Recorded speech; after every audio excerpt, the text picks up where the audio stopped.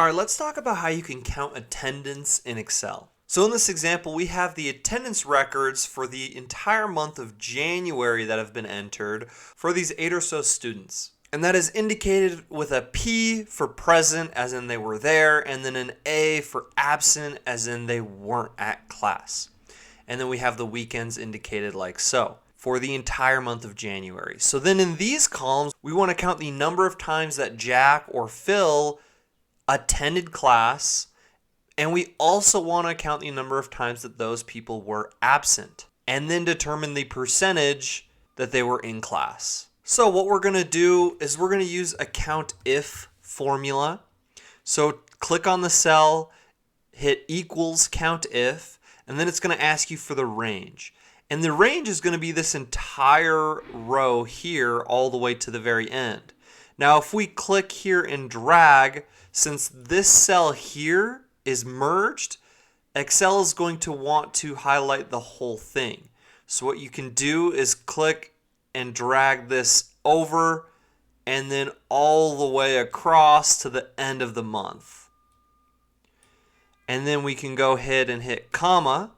So if that is P for present, and put that in quotes, then we want it to count how many P's there are. So we'll go ahead and hit enter.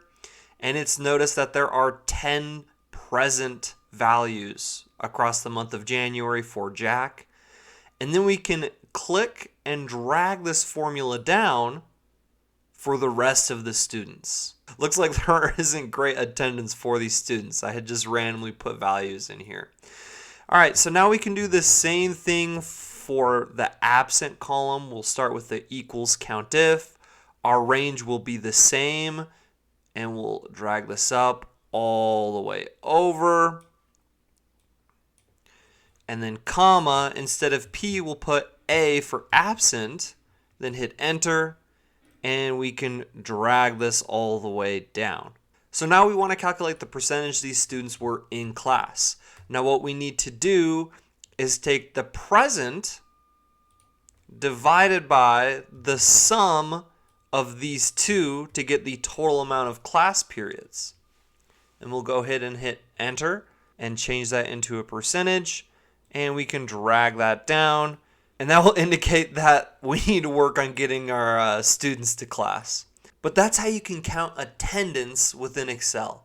Thank you so much for watching. Please don't forget to subscribe and smash the like button. Thank you, and just have such a great rest of your day.